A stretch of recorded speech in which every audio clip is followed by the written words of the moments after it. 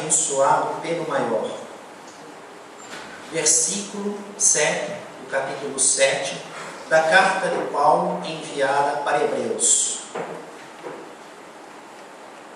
Durante um tempo, Paulo realizou as peregrinações, as andanças, enfrentando enormes desafios. Israel, Jerusalém, a Galileia, caminhando por onde hoje é a Turquia, depois Grécia, até Roma, em várias viagens, uma circunstância de hostilidade, agressividade, levando informações de uma qualidade gigante em que nos reunimos hoje tentando compreender. Para irmãos que possuíam uma compreensão espiritual tão pequena, uma vista tão frágil, qualquer luz já se tornava de modo ofuscante. E dentro desse cenário, com o tempo, houve um momento em que ele recebeu uma instrução da espiritualidade superior, que de modo geral se fazia com a liderança do Espírito de Jesus e o seu mensageiro Estevão, o guia mediúnico, o mentor de Paulo, o Espírito Estevão. E a instrução dizia que a partir daquele momento ele iria escrever cartas, porque facilitava levar as cartas às diversas igrejas, e os judeus cristãos então liam esses documentos, estudavam, comentavam e depois trocavam os documentos em virtude da dificuldade da época, que ainda não havia a imprensa, a dificuldade para ter os textos. E é nesse momento em que observamos Paulo escrevendo uma carta para Hebreus, no capítulo 7, versículo 7, que o Espírito Emmanuel escolhe para separar de todo o conjunto da carta e trazer o seu comentário através da psicografia de Chico Xavier no livro Fonte Viva, o capítulo 21. Por isso ele coloca como título do capítulo Maioridade. O que Paulo estava estudando, qual era a sua intenção, o seu campo emocional, em que ele retrata no todo desta carta para Hebreus. Porque a carta é muito longa. Vejam, capítulo 7. Então ela teve capítulo 1, 2, 3, 4, 5, 6 e 7 não é o último. Versículo 7. Qual era todo o pacotão? Paulo estava estudando a circunstância dos diversos graus de compreensão espiritual e se dirigia para os judeus cristãos. Na época era uma minoria. A maior parte eram pessoas que não compreendiam um Deus único e invisível. Eram gentios, eram os pagãos. Então, as pessoas com esta compreensão espiritual realizavam um relacionamento com o Criador muito comercial. Realizavam um relacionamento com deuses, nem com o próprio Criador. Com deuses, em que criavam com a imaginação e representavam em pedra, madeira, metal. Realizavam ofertas, sacrifícios animais. E nesse aspecto, Paulo não faz praticamente nenhuma referência, porque ele está se dirigindo já aos judeus cristãos, aqueles que já compreendem um Deus único e invisível, que tinham a lei de Moisés, que tinham juízes, os reis, os profetas, a Torá e todos os mandamentos, os mais de 600 mandamentos, as observações das carnes puras e impuras, a questão do sangue, do repouso, a esse nível de compreensão espiritual, acrescentado com o convívio de Jesus, que de certa maneira revolucionava alguns daqueles conceitos, porque Jesus realizou curas de sábado, Jesus ensinou a perdoar e exemplificou perdoar. Então Paulo, dentro do conjunto da sua carta, ele compara que Jesus é maior do que Moisés. Hoje, não há dificuldade para nós que estamos estudando o Evangelho, os comentários dos bons espíritos, através da psicografia do Chico Xavier, estudando a vida de Jesus. Isso é tão fácil, é como chutar um pênalti sem goleiro, né? E no centro do São Paulo. De repente vamos chutar o pênalti para fora, né? Jesus é maior que Moisés. Para nós, dentro do espiritismo cristão, Jesus é maior que os anjos. O espírito de Jesus é mais evoluído do que os anjos, do que os espíritos superiores. Existe alguma dúvida disso? Não. Não precisamos nem gastar o nosso tempo, nem querer olhar o conteúdo da carta, como Paulo justifica isso. Como também ele coloca que os sacrifícios animais não apagam os pecados.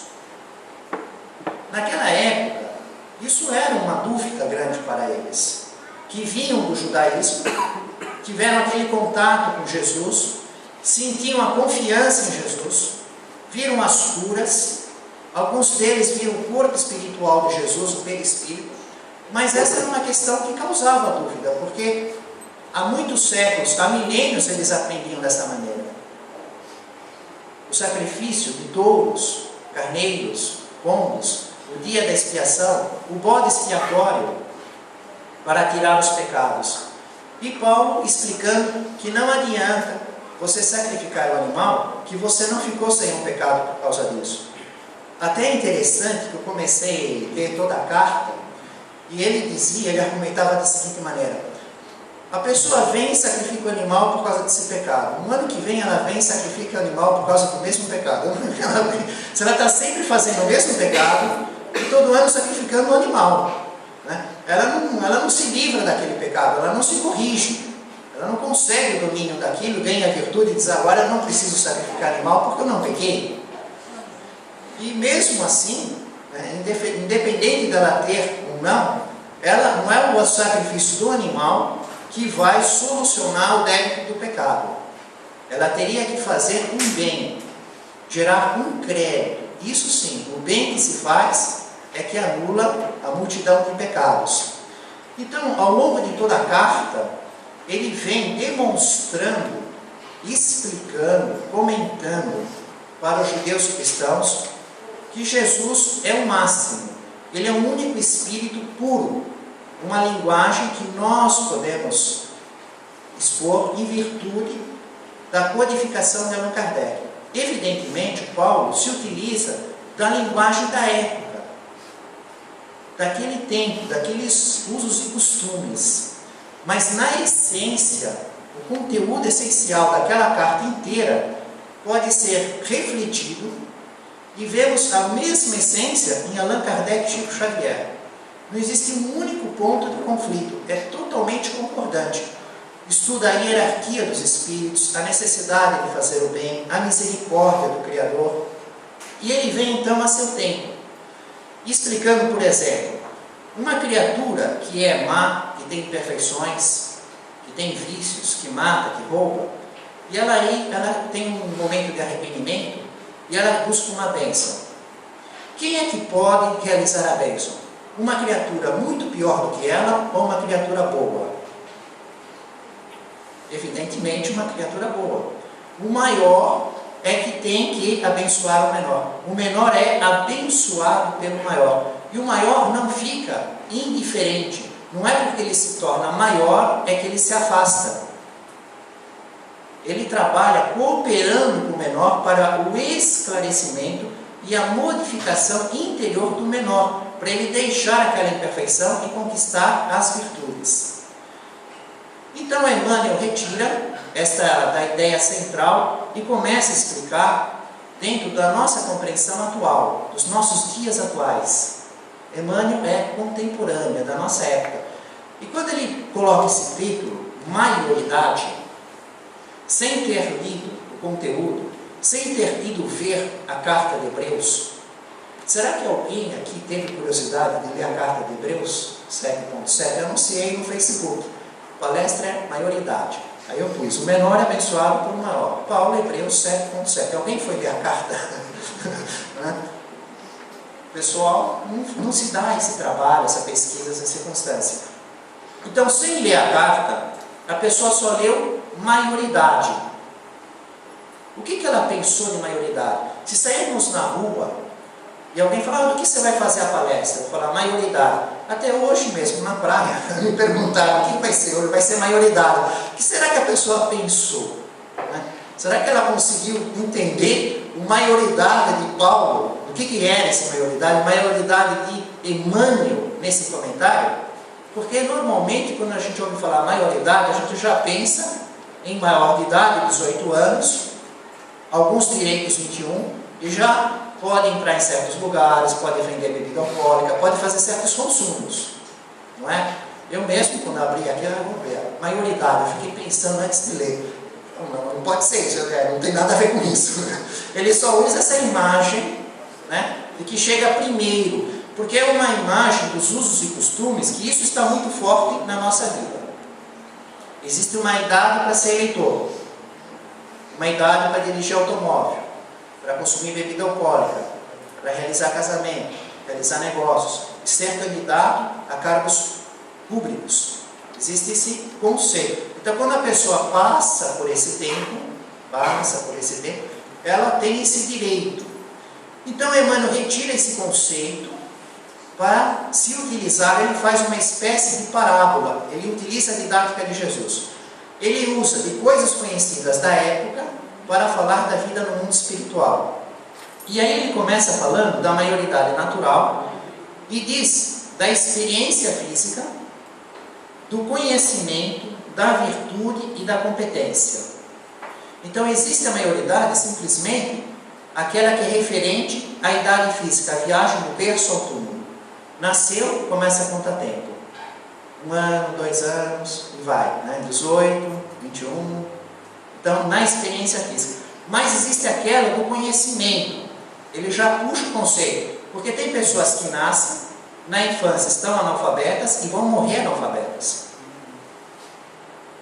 Enquanto que outros vão ter vários cursos, vão ter muitos conhecimentos. Os que vão ter muitos conhecimentos, eles são maiores em conhecimento do que os que não terão esses conhecimentos. Então haveria jeito de medir também, como se mede na condição física, quanto tempo você tem de vida. Você é maior de idade ou menor de idade. Pode fazer essas coisas, ou não pode ainda fazer essas coisas.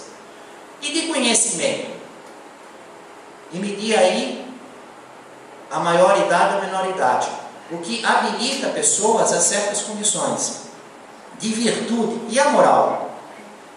Tem pessoas que nascem e depois já na infância começam a ter aquela tendência a certas imperfeições, a certos vícios, os adquirem na adolescência e agravam até a hora da morte. E outros se tornam muito virtuosos. Então existe uma maior idade na virtude, na competência. Usamos muito isso na formação acadêmica, direito, engenharia, nas profissões medicina. E Emmanuel diz que, de modo geral, em virtude da inferioridade moral do planeta, do domínio do mal sobre o bem, quem consegue a maioridade financeira, né, o que ele quer dizer com isso? Aqueles que acabam tendo muito dinheiro. O que eles fazem? Eles estão ajudando os que têm pouco a melhorarem as suas condições, ou eles se utilizam desta força para explorar ainda mais e se tornarem cada vez mais ricos, cada vez mais maiores financeiramente. Fala do destaque científico. Esses cientistas que descobrem as propriedades materiais e ganham a relevância, qual o comportamento que eles acabam adotando? Ficam vaidosos, se apresentarem, receberem aplausos, terem a inteligência admirada, ou eles buscam com esse conhecimento auxiliar os irmãos que ainda não conseguem compreender e baratear para uma aplicação que melhore a qualidade das pessoas. A lei da vida, porém, não recomenda o exclusivismo e a separatividade. Segundo os princípios divinos, todo progresso legítimo se converte em bênçãos para a coletividade inteira. Então ele fala que nesse progresso, nesse aumento da quantidade na maioridade, existe a legítima e a que não é legítima. E ela só é considerada legítima, considerada por quem? Não pelos homens, por Deus. Ela é considerada legítima se ela é aplicada no bem geral. Se ela se torna útil para todos. Só assim ela é legítima. E aí ele vem comparando o exemplo da natureza. Uma semente é tão pequenina, mas ela germina, cresce, vai, e a árvore floresce, depois frutifica para todos. E uma semente, ela se torna muito maior do que ela é e gera um benefício geral. Ele fala, por exemplo, do sol. O sol, que fornece a vida do planeta, e ele faz a vida do verme, ele faz a vida de todos, dos justos, dos injustos, dos bons, dos maus, dos trabalhadores, dos ociosos, das plantas, dos animais, do homem. Trabalha continuamente, há bilhões de anos, segundo os estudos acadêmicos, em prol do bem da terra. Sem o trabalho do sol, nós não teríamos a nossa oportunidade de escola espiritual aqui na terra. Estaríamos realizando isso em outro lugar do universo. Certamente não falta lugar no universo, porque cada vez mais a academia nos mostra trilhões e números que ela não consegue nem mais pôr zero, e letras e números para denominar os planetas, que é uma circunstância fantástica. Por fim, Emmanuel termina os seus comentários nesse planeta com a chave de ouro, como ele normalmente faz. Nos leva a pensar no sol, nas árvores, nos cientistas, nas pessoas que têm o dinheiro. E aí ele diz assim: se estamos falando em termos de maioridade, e quem é mais, e se somos espíritos, somos seres inteligentes, inseridos no processo evolutivo, então tá bom, vamos falar do maior espírito da Terra. Quem é o maior na maioridade? Quem é o maior espírito da Terra? Jesus. E o que acontece com ele? Repara como empregas as vantagens de que a tua existência foi acrescentada. Ele faz uma sugestão para olharmos para dentro. Repara, analise você com aquilo que recebe da misericórdia divina, o que faz com aquilo. E aí ele entra, o espírito mais alto de quantos já se manifestaram na terra, Jesus. Como é que ele se utilizou da maioridade dele? O maior de todos. Ele veio à terra aceitando o sacrifício supremo a fim de auxiliar a todos sem condições. Não foi? O que ele traçou de plano na sua missão? Ele que é o único espírito que podia escolher tudo. Porque uma encarnação é composta de 3 partes: a missão, a prova e a expiação. E dentro desse contexto, há espíritos que não podem escolher nada, espíritos que podem escolher algumas coisas, e só um único espírito, o Espírito de Jesus, porque era o Espírito perfeito, já havia realizado todo o processo evolutivo, já se encontrava na perfeição relativa das criaturas, quando foi convidado por Deus a formar a Terra, decidindo a encarnação na Terra para trazer o Evangelho. Só ele então teve o direito de escolher 100%, veio só em missão, porque não haveria prova, muito menos expiação. No entanto, ele escolhe uma vida que é anunciada desde Moisés. Tem mais de 100 detalhes a respeito da sua vida. E ele escolhe a crucificação como forma de deixar a vida carnal para mostrar a vida espiritual. Ele mostra o sacrifício, ele exemplificando a moral, ele ensinando o caminho do reino dos céus sem ser compreendido, ele curando e sendo abandonado. Então, o mais alto de todos, o Espírito do Cristo, ele escolhe sem condições uma vida de sacrifício para o nosso bem, o bem de todos que passam pela terra, e nós somos alunos de Jesus. Não te esqueças de que, segundo o estatuto divino, o menor é abençoado pelo maior. À medida que vamos realizando a nossa evolução espiritual, o nosso progresso espiritual, passamos a ter o dever E não, que maravilha, estou livre. Né? Quanta gente pensa assim, eu queria estar livre de nascer na Terra. A próxima vida eu não quero nascer aqui.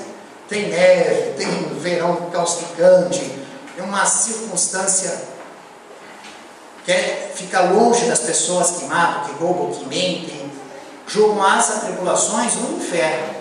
Querem sair dessa circunstância. Enquanto que passa a ser um dever auxiliar os menores. No Evangelho de Jesus, o que vamos observar? Duas circunstâncias em que há um grande contraste. Porque a escola, ela está heterogênea, é uma mistura em todos os aspectos que vamos observar no dinheiro. Tem gente muito rica e gente muito pobre. E às vezes estão misturadas dentro de um país, de uma sociedade, de um cenário, de uma rua, de um lugar, de um bairro, de um país. Não é uma mistura? O saber do mesmo modo. Pessoas com muito conhecimento e outras totalmente leigas. E vivendo dentro da mesma família.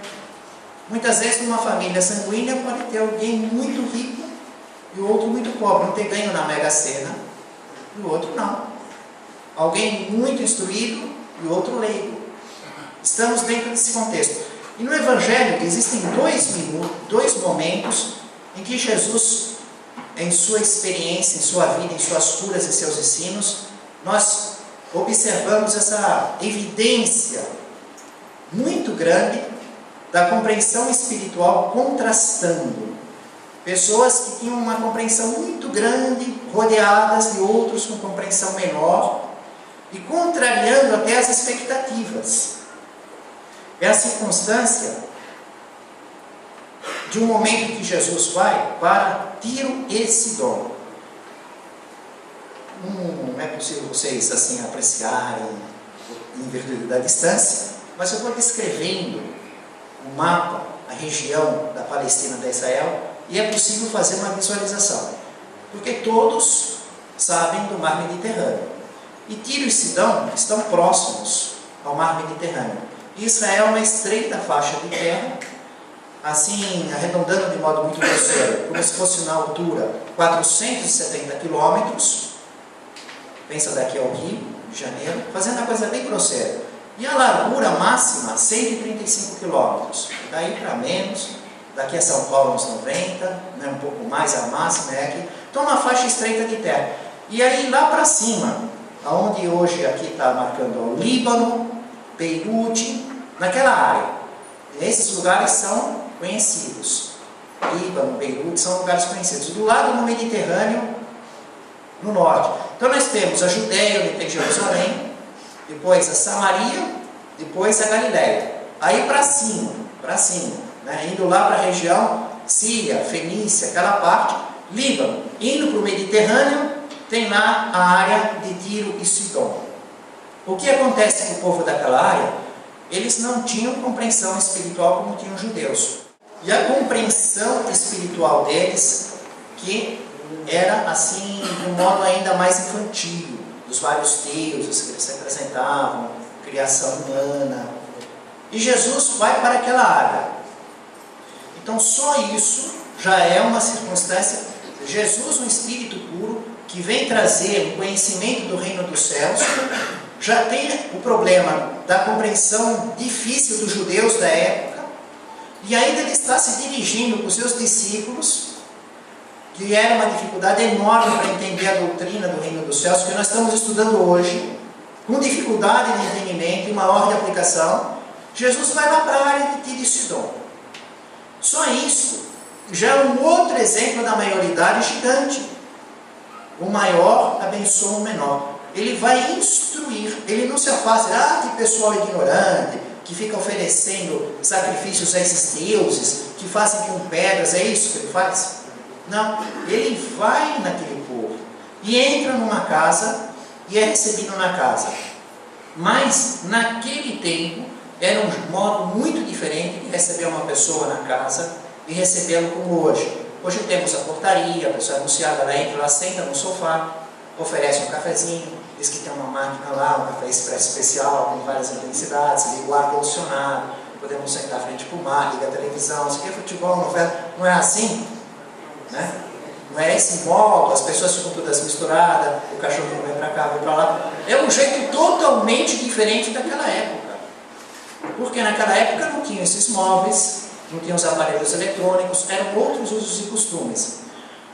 O Evangelho não informa como é que estava ocorrendo esse cenário. Mas, estudando os livros da vida diária na época de Jesus, os usos e costumes da época, nós temos condições de imaginar como estava ocorrendo. Havia uma única mesa baixa, porque não tinha mesa alta com cadeira, mesa baixa, em que eles ficavam reclinados sobre a mesa. Talvez alguma almofada que sentava no chão, ou sem almofada, reclinado sobre a mesa com os pés estendidos no chão.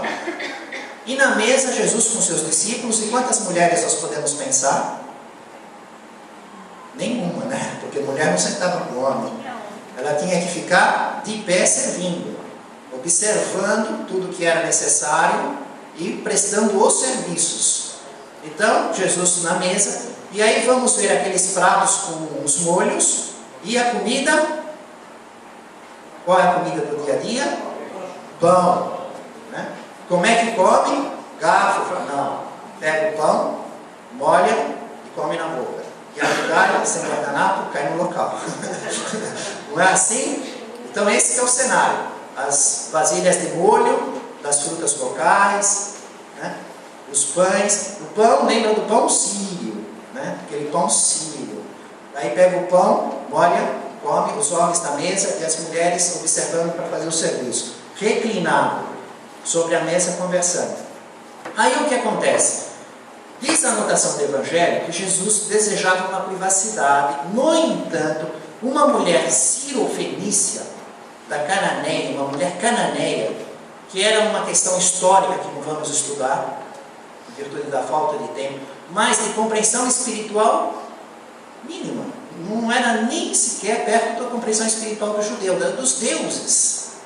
E ela que possuía a sua filha, que era incomodada, dominada, possuída por um demônio, um mau espírito, um obsessor, sabendo que Jesus estava naquela casa, conhecendo no seu íntimo, tendo a fé do poder de Jesus, ela vai na casa, entra na casa, se prostra aos pés de Jesus e começa com todo o seu coração, com toda a sua fibra, dizendo assim: Senhor, filho de Davi, tem compaixão de mim, minha filha está horrivelmente endemoniada. Só por isso, ela já dá um show de maioridade. Um show de compreensão espiritual. Porque ela se prostra, já é um sentido de respeito máximo, de reconhecimento de um poder superior. E Jesus era um homem da Galileia, de Nazaré. Não era um dos reis. E ela então reconhece nele um poder. E diz: Senhor, filho de Davi. Ou seja, embora ela era da cultura dos deuses, ela conhecia a cultura dos judeus. E sabia que eles esperavam um Messias na tribo de Davi. Se ela diz que ele é filho de Davi, ela está querendo dizer que ele é o Messias. Imagina que em Israel, na Judeia, na Galileia, na Samaria, era difícil. Só alguns judeus conseguiam compreender que Jesus era o Messias. Não eram todos. Existiam aqueles que não aceitavam, até que queriam matar Jesus. Planejaram e mataram, com a permissão do próprio Cristo, porque cabia dentro do contexto da sua missão. No entanto, uma mulher cananeia, lá em Tiro Sidom, sabia. E falou com ele, reconhecendo que ele era o Cristo, Senhor, filho de Davi. E na frente dos discípulos, né? Como é que estavam os discípulos? Junto com Jesus na mesa. Então, ele sentado, ela por cima, prostrou, ela foi para o chão, ficou assim, Jesus com os discípulos, ela falando, então todos os discípulos ouvindo tudo aquilo, de certa maneira inseridos, né? Porque eles estão na mesa, e ela não está na mesa, ela está a uma certa distância. Tem compaixão de mim, ou seja, ela sabe quando é que usa o poder, na compaixão, na misericórdia. Jesus vem auxiliar a misericórdia, a compaixão. Não adiantava ela chegar lá e dizer: olha, eu sou dona de metade dessa cidade, eu te pago tanto. Eu sou mulher de tal, eu ofereço isso de sacrifício, eu dou isso, eu faço isso. Não adiantava. O único móvel que haveria de Jesus agir, o Deus único, é a misericórdia, é a compaixão, é auxiliar aquele que está no erro, compreende o erro, deseja consertar a sua vida. Aí é que ocorre a circunstância favorável, nós somos candidatos à misericórdia divina. Compreendendo essa condição, pode ser possível e receber o auxílio. Minha filha está horrivelmente endemoniada. Num das anotações diz que é influenciada pelos demônios, dominada pelos demônios. Nessa tradução, ela é bem próxima dos termos que Allan Kardec usa no seu estudo da desobsessão. Ela tinha compreensão de como é que se dá esse problema, dos espíritos maus, obstinados no mal, com vícios, com desejo de vingança, que gostam do mal que fazem, querendo fazer o mal, entrelaçados no corpo espiritual dos vivos, a possessão, o domínio, e que Jesus teria o poder de afastar os corpos, separar os corpos. Na linguagem do Evangelho é a expulsão dos demônios. Então ela vem e fala isso daquela maneira de uma emoção muito forte. E o que faz Jesus? Mantém um silêncio total. Não fala uma única palavra. E aí o que acontece? Os seus discípulos é que falam: despede-a, porque ela está gritando atrás de nós. Porque o pedido dela e aquela solicitação, aquela circunstância, estava incomodando eles.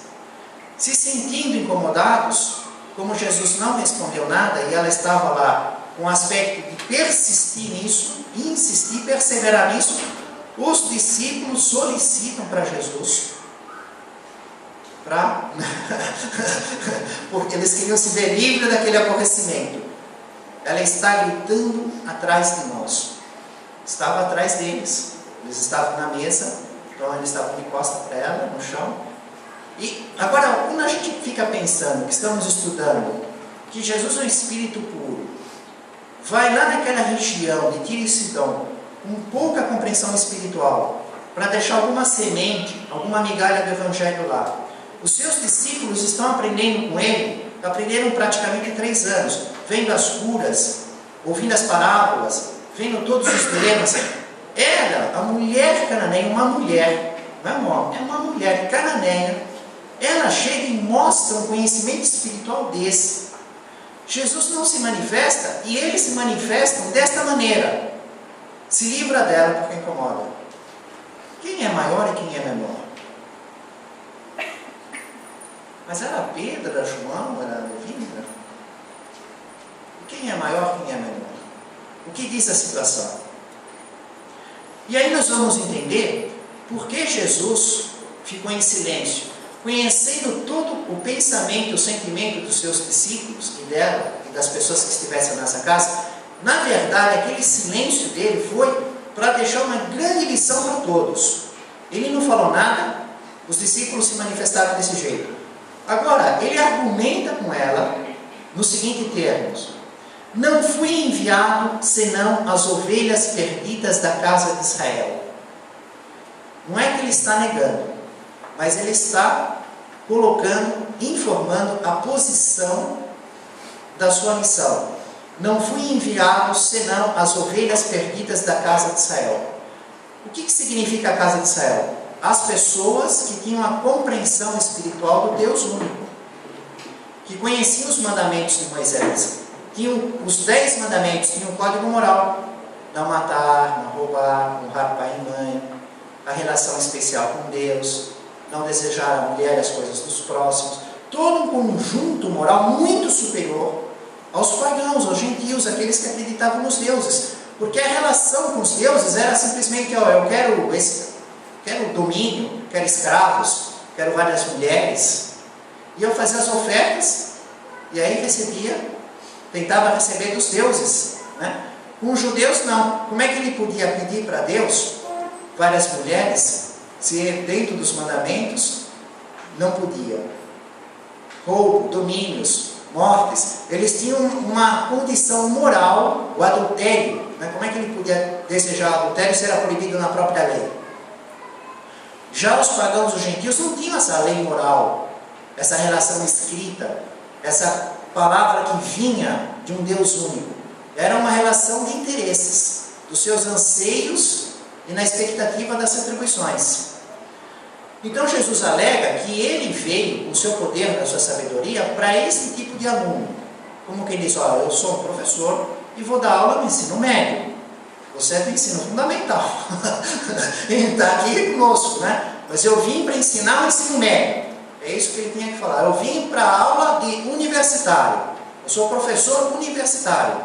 Você está em outros níveis escolares. Essa aqui é a circunstância que ele coloca. Mas ela insiste. Ela diz, socorre-me, Senhor, socorre-me, Senhor. Ela não desiste. E aí Jesus continua e diz, deixa primeiro que se saciem os filhos, porque não é bom tomar o pão dos filhos e atirá-lo aos cachorrinhos. E aí ele faz uma comparação entre os filhos do Senhor, do dono da casa, e dos cachorrinhos. Imagina se atirar a comida dos filhos e dar para os cachorros. Seria um absurdo. Então ele coloca esta circunstância mostrando que o dever dele é levar o conhecimento para o nível que ele vem instruir. Como pensamos há pouco, ensino médio, ensino universitário, e não dentro daquilo. Mas o que ele está fazendo na realidade é, nesse diálogo, ele está passando uma lição enorme para os discípulos. O que eles tinham feito? Despede a senhora, né? E a conversa que Jesus está mantendo com ela, ele está tirando dela o conteúdo do conhecimento, da compreensão dela, e mostrando para os discípulos que, embora a aparência dela seria de uma compreensão muito pequena, porque a mulher é cananeia, no fim dá show neles. É uma compreensão grande. E ela diz, é verdade, Senhor, mas também os cachorrinhos comem as migalhas que caem da mesa dos seus donos. Como quem diz, está certo que primeiro o pão é dos filhos, e não pode tirar dos filhos e dar para os cães. Mas aquilo que eu te peço é uma migalha, é uma cura. É simplesmente um caso da minha filha. O que é isso do poder dele? Não é todo o conjunto das parábolas, do ensino do reino dos céus, buscai primeiro o reino de Deus e sua justiça, e as demais coisas vos serão acrescentadas. Há muitas moradas na casa do Pai. É todo um conjunto de informações. Não é isso. É só aquela migalha. Então, na própria casa, quando o filho pega a comida e come, a migalha que cai no chão, o cachorrinho pode pegar.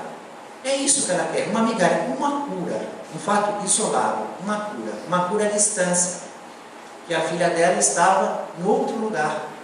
E Jesus diz, ó mulher, grande é a tua fé. Pergunta, para qual discípulo Jesus falou isso? Ó discípulo, grande é a tua fé. Lição de casa. Lê os evangelhos de Mateus, Marcos, Lucas e João, procurando Jesus dizer para o seu discípulo, ó discípulo, grande é a tua fé.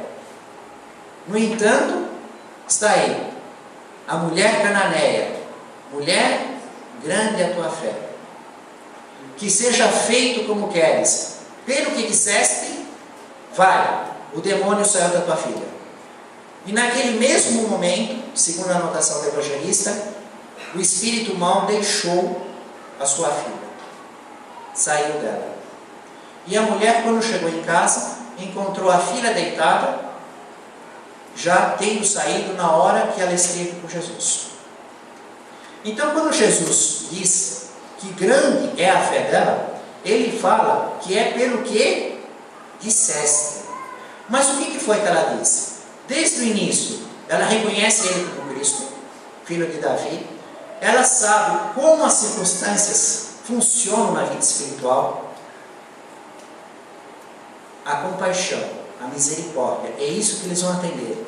E depois ela argumenta de uma maneira de nível universitário, reconhecendo que é realmente a comida dos filhos, mas que cai migalha, que podia dentro desta migalha os cãezinhos comerem. E ela pedia então uma migalha. Um outro momento, nós vamos apreciar a respeito dessa diversidade de compreensão espiritual do meio. Parece que pessoas estão muito além do seu tempo. No próprio livro do Evangelho segundo o Espiritismo, Allan Kardec coloca um resumo da doutrina de Sócrates, e que vamos comparar com a codificação espírita, vamos encontrar tantas informações assim. Então parece que Sócrates fez um resumo da codificação espírita séculos antes do Cristo. Impressionante. E por outro lado, pessoas que parece que ficaram paradas no tempo. Nós estamos 2000 anos depois da crucificação de Jesus, do nascimento de Jesus. Ainda hoje existem Nicodemos, pessoas que acreditam e buscam Jesus porque acreditam nos seus poderes. No entanto, não conseguem compreender a reencarnação. É necessário nascer de novo. Não conseguem compreender a reencarnação. Não conseguem entender o corpo espiritual, o corpo carnal. Ficam imaginando uma volta do corpo carnal, o mesmo corpo que vai ser cremado, sepultado, que um dia este corpo vai ser restituído e glorificado. Não conseguem esse tipo de compreensão. O restante da vida. Nós temos aí a circunstância da maioridade, da mulher cananeia, do filho Sidon. Esse caso, o restante da vida, é uma psicografia do espírito do irmão X, na produção mediúnica do Chico Xavier. E se trata de um estudante do espiritismo cristão, chamado Delfim Mendes. Estudante do espiritismo cristão, uma instituição espírita cristã. E ele era muito bom em discussão filosófica, argumentação, iniciativa logística. Ele era muito bom nos dilemas, nos debates. Mas vivia em contínuas reclamações com as pessoas da instituição que ele trabalhava e com as pessoas do mundo. Ele conseguia ver em tudo na Terra um problema sério, gente que morre, gente que nada.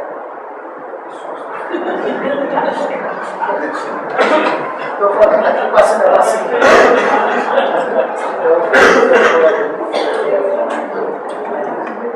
Ele tem ricos que abusavam os pobres que eram ansiosos, cada um roubando o que estava ao seu alcance, tirando a sua vontade do seu jeito.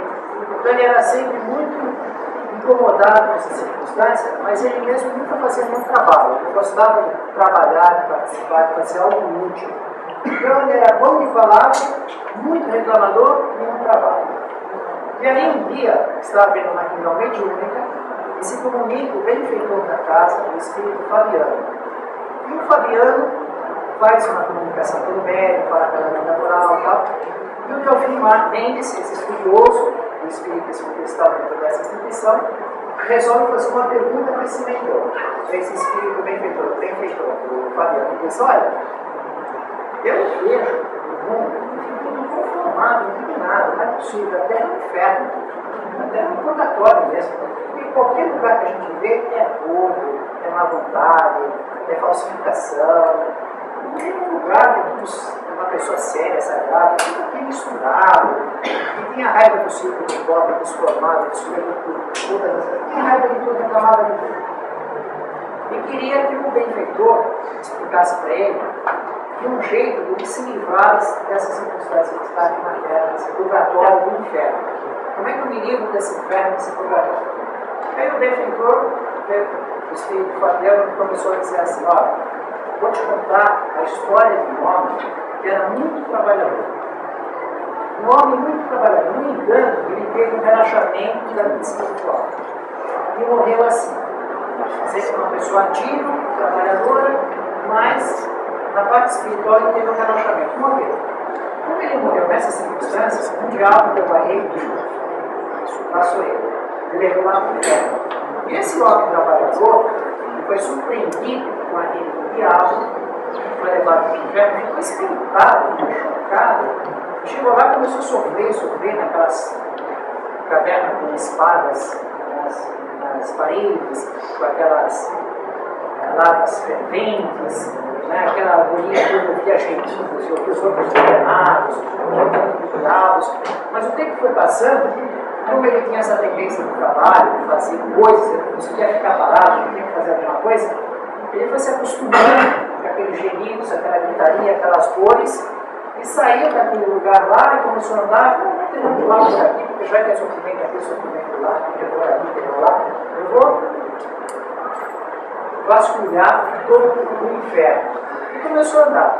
Aí ele viu lá um diabinho, né? Começou a ver monstros, dragões, serpentes, sereias perversas, e aí ele viu um diabinho que ficou atolado no lugar.